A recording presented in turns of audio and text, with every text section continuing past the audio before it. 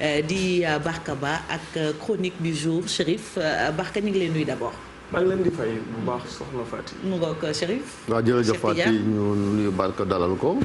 ñëw na fi altine tey it ñu ñëwaat fii parce que comme ni ko Mor Talla waxee ci page internationale bu Modou Fall bi Côte d'Ivoire dañoo nekk ci dëj ndax Amadou Gon Coulibaly nekkoon fa premier ministre moom moo wàcc liggéey. muy tiis woo xamante ni kon laal na askan wa laal na RHDP di parti bi nga xamante ni moom lañ yaakaaroon sampoon ko ngir présidentielle yi. rawatina Alassane Ouattara mu mel ni kon nekk na ci ñoo xamante ni daal tiis la Barka. waaw tiis la et puis mu nekk mbetteel ci ñenn ñi. surtout que Côte d'Ivoire comme ni ñu ko xamee ci mois d'octobre bi la ñu war a dëgmal seen élection présidentielle bi. donte nit ñi njortoon nañ ne moom ki fi dëddu démb di premier ministre Côte d'Ivoire Amadou Gon Coulibaly yaram bi dafa xawoon sutante ba mu demoon faju France. ñu yóbbu ko fa ci pleine pandémie bi ci Covid bi nekkoon na indice buy wane ne kon yaram bi état santé bi xawoon na sérieux donte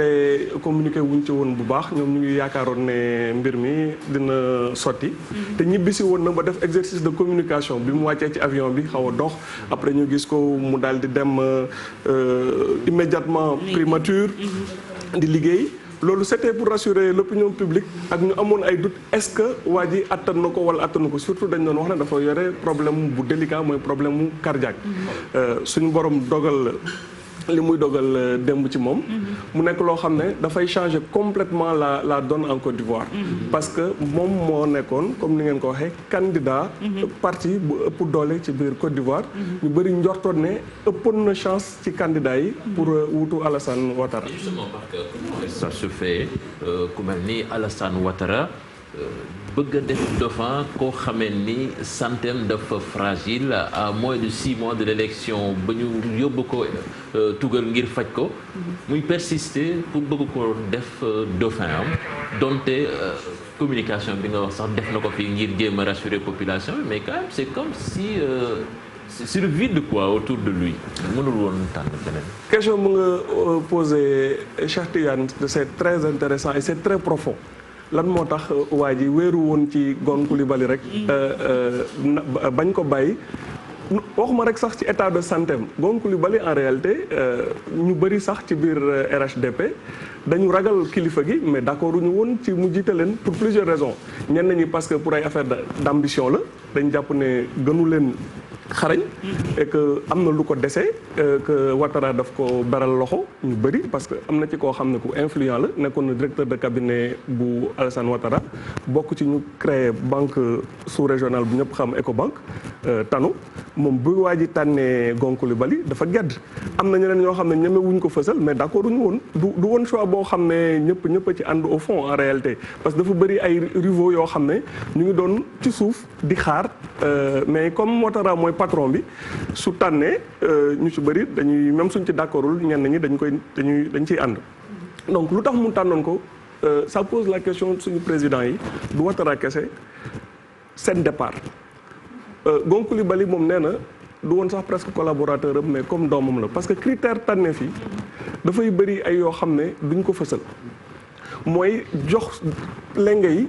koo xam ne yow soo demee wóor na la ne di nga continuer di ko xaw a mën a contrôler ndénkaane boo xam ne da ngay nekk à l'aise parce que léegi mbir yi dafa compliqué te lu xew Côte d'Ivoire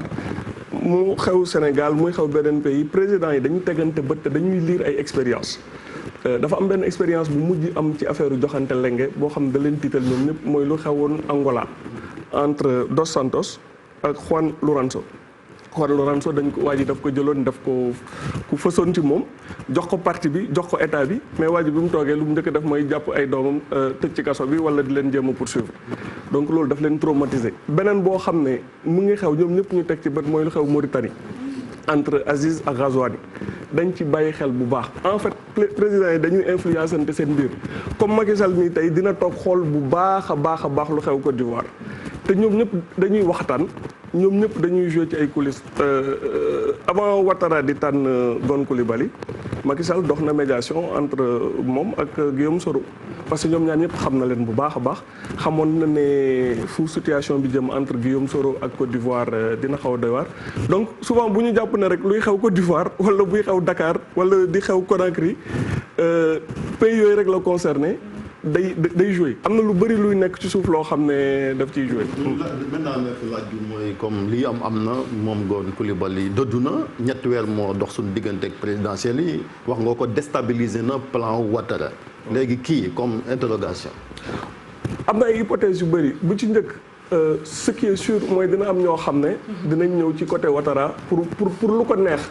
ak pour baare ñeneen ñi pour ne ko il faut nga dellu si waat ci sa kàddu nga daal di toog yow rek yaa mun yor parti bi parce que président yi dañ leen di jay te généralement nu ngi leen di gisee noonu ñu naa leen ay kilifa yu mag lañ am nañ expérience généralement dañu comporté wu parfois comme ay xale ndax bëgg nit yoo xam ne dañ leen di influence te di leen wax lu leen neex te di leen wax dëgg loolu bëri na ci seen entourage am na ñoo xam ne à partir de tey dañu naan Ouattara yow yaay yàlla sans yow parti bi du dem dëkk bi yow rek yaa ko bun yore ñeneen ñi dañuy nekk di pousse seen carte mais loolu soo amee mën li fa xewoon ci ay jamono mën na fa xew mais Côte d'Ivoire tout est instable carte yëpp a jaxasoo te suñu borom day wone boppam ci situation yu bëri nit mën nga am tout le pouvoir nga am tous tes plans nga teg ba pare suñu borom teg plan am dëgg la affaire yi changé donc c'est pas souvent évident mais pourtant am na vice-président Daniel Kablan mi ngi fii moom it est-ce que mën naa njot di xëy na mu wëlbati ko ci. moo tax ma ne la ça dépend ci critères yi yu muy tànnee Daniel Kablan par exemple amul mainmise ci parti bi du fondateur RDR te RDR moom mooy ossature RHDP mooy rassemblement bu mag bi mu def bi mën na profilam mën na convenir Ouattara parce que n'est pas très politique justement pour jëlee ko loolu pour continuer toujours moom su nekkee ci biti muy continuer di contrôler parti bi mais ku gën a dangereux ci ñu nga xam ne mën nañu am candidature tey gars yi bàyyiwuñ ci xel mooy ku doon assurer intérim bi muy Ahmed Bakayoko qui a été ministre de l'Intérieur qui est actuellement ministre de la Défense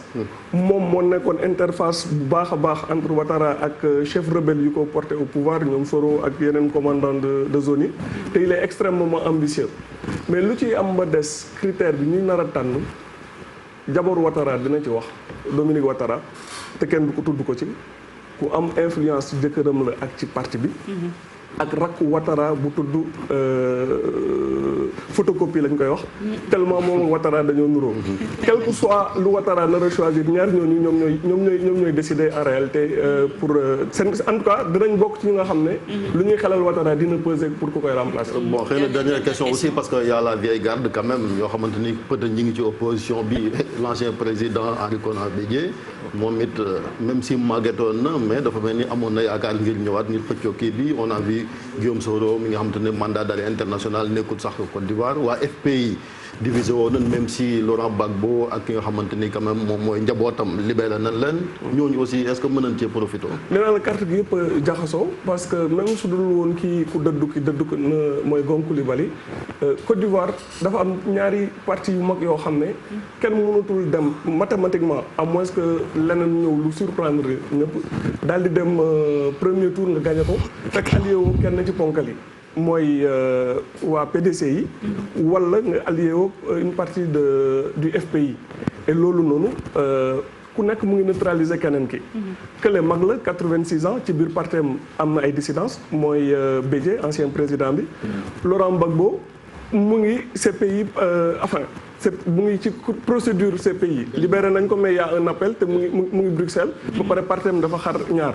donc fu mu toll nii tout le monde presque se neutralise Ouattara moo ci ëpp doole mais moom tamit carte yi mu ngi bëgg jaxasoo ci côté donc gisuma kan moo mën a def rek listixaar ba ne nii la mbir mi di demee. jërëjëf Barka Ba xam ngeen ne dafa bokk ci ñi ñuy gunge ci matinal bi altine mi fi woon tey itam moo ñu jàngatal chronique bi mu jëm ci la xew ca Côte d'Ivoire di tiis wa fadal muy ki fa nekkoon Elimane jëwriñ ji làqu ak itam ëllëgu réew